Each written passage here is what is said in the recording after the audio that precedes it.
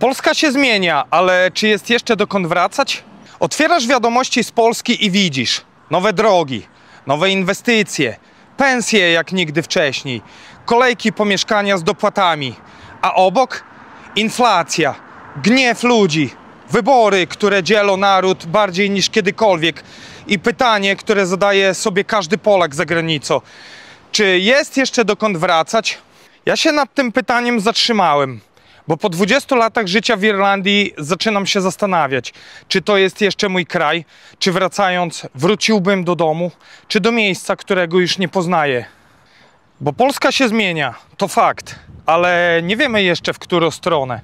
Z jednej strony rosnące pensje, ekspresowe drogi, nowe osiedla, które wyrastają jak grzyby po deszczu. Polska już nie wygląda jak kraj z biednych pocztówek. Polska wygląda jak Europa, a nawet jak Europa Plus, bo wiele rzeczy działa tam szybciej niż tutaj. Ale z drugiej strony słyszysz o zamykanych oddziałach szpitali, o dzieciach, które nie mają miejsca w szkołach, o lekarzach, którzy uciekają za granicę szybciej niż im się dyplom wydrukuje. I pytasz, na czym to wszystko stoi? W Polsce zmienia się wszystko, poza jednym. Ciągle musisz kombinować, żeby dostać mieszkanie, musisz znać kogoś. Żeby załatwić coś w urzędzie, lepiej mieć znajomości. A jak nie masz, to czekasz i liczysz na cud. I teraz wyobraź sobie, wracasz z rodziną po 20 latach na emigracji i zamiast witamy w domu, słyszysz, a kto to taki?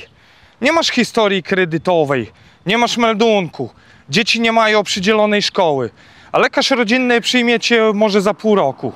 Witamy. I nie, to nie jest narzekanie, to jest pytanie, czy jesteśmy jeszcze u siebie? Bo wielu z nas żyje w zawieszeniu. Nie tu, nie tam, z sercem w Polsce, z ciałem za granicą. I to właśnie boli najbardziej. Bo Polska się zmienia, a my czasem już nie nadążamy.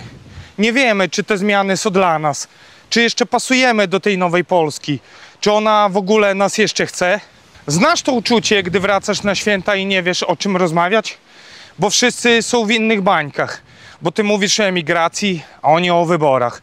Ty o braku przedszkola, a oni o tym, że tu przecież wszystko jest okej. A teraz powiedz mi, czy w ogóle warto wracać?